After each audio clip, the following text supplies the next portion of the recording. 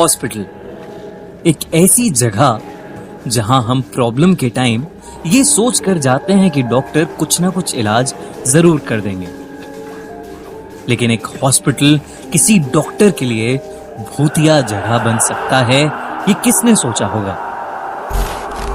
आज की कहानी हैदराबाद के एक हॉस्पिटल में हुए एक ऐसे ही ट्रू इंसिडेंट पर बेस्ड है, जिसकी कहानी हमारे एक व्यूअर मारवा ने हमें भेजी है। 26 साल की डॉक्टर मारवा सामर एमबीबीएस की इंटर्नशिप के चलते नाइट ड्यूटी के लिए पोस्टेड थी। उसके साथ उसकी 2 बैचमेट्स नव्या और रफिया भी नाइट शिफ्ट के लिए हॉस्पिटल में थे। क्लासेस के दौरान उन्होंने लोअर बेसमेंट के एक हॉन्टेड रूम के बारे में बहुत सुना था। कहते हैं वहां पहले साइकियाट्रिक वार्ड हुआ करता था, लेकिन एक आदमी के वहां सुसाइड करने के बाद वहां कुछ अजीबोगरीब घटनाएं होने लगी, जिसकी वजह से उस वार्ड के सारे रूम्स और बेसमेंट को लॉक कर दिया गया था। वहां किसी को भी जाने की इजाजत नहीं थी और चाबियां बस सिक्योरिटी गार्ड अहमद चाचा के पास रहती थी। मारवा, नव्या और रफिया तीनों भी अभी यंग इंटर्न्स थे और डिलिजेंटली पढ़ाई के साथ साथ कुछ ना कुछ शरारत भी करते रहते थे। उस रात हॉस्पिटल में ज्यादा पेशेंट्स नहीं थे, तो उन्होंने सोचा क्यों ना आज लोअर बेसमेंट जाकर उस जगह की तफ्तीश की जाए। तीनों ने किसी तरह अहमद चाचा से छुपकर चाबी ली और बेसमेंट की तरफ चल दिए। सीढ़ियों तक पहुंचते ही एकदम अंधेरा देख नव्या घबरा गई और उसने सबको वापस चलने के लिए कहा, लेकिन कोई नहीं माना। जैसे जैसे वो सीढ़ियां उतर रहे थे, नव्या की घबराहट बढ़ती जा रही थी, लेकिन उसे कोई डरपोक न समझे, ये सोचकर उसने कुछ नहीं कहा। उस लंबे से कॉरिडोर के एक रूम की लाइट्स फ्लिकर कर रही थीं।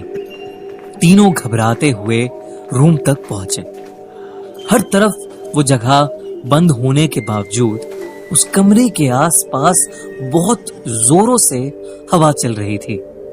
नव्या को उस कमरे की एक खिड़की के रिफ्लेक्शन में पंखे से लटका एक आदमी दिखा और वो जोर से चीख पड़ी। उसके चीखते ही मानो वो आदमी गायब हो गया। मारवा और रफिया उसके डर को देखकर जोर जोर से हंसने लगे और नव्या उन्हें फिर से कुछ नहीं बोल पाई। वो दोनों कमरे के और अंदर जाने लगे, लेकिन नव्या को अचानक बहुत ज्यादा ठंड लगने लगी और वो कमरे के बाहर चली गई। कमरे के बाहर जाते ही नव्या को ऐसा लगा कि किसी ने उसका पैर पकड़ लिया हो और वो जोर से चीखी। इससे पहले कि मारवा और रफिया कुछ कर पाते, उन्होंने देखा कि एक डरावना सा आदमी नव्या को घसीटते हुए कॉरिडोर के एंड तक ले जा रहा है। वो नव्या की तरफ भागे, लेकिन उस रूम का दरवाजा बंद हो गया और मारवा और रफिया उस रूम से बाहर नहीं निकल पा रहे थे। अचानक सारी लाइट्स बंद हो गई। उन्होंने वापस दरवाजा खोलने का ट्राई किया तो वो आसानी से खुल गया। बेसमेंट में एकदम अंधेरा था और मारवा और रफिया को कुछ समझ नहीं आ रहा। उन्होंने जब अपनी टॉर्च लाइट्स ऑन की तो उन्हें ऐसा लगा कि एक साया कॉरिडोर में घूम रहा है। दोनों उस साये के पास आते ही बहुत जोर से चीखे और बेसमेंट से भाग निकले। ऊपर जाते ही उन्होंने अहमद चाचा और कुछ लोगों की मदद से बेहोश नव्या को बेसमेंट से निकालकर ऊपर हॉस्पिटल के रूम में एडमिट किया। नव्या थोड़ी ठंडी पड़ी थी और कुछ बड़बड़ा रही थी। सारे सीनियर डॉक्टर्स ये देखकर शॉक्ड थे। किसी को कुछ समझ नहीं आ रहा था। नव्या उस रात से 6 महीने तक कोमा में थी। होश में आने के बाद उसने कभी भी उस रात के बारे में दोबारा बात नहीं की। मारवा और रफिया अपनी उस एक शरारत को आज तक रिग्रेट करते हैं।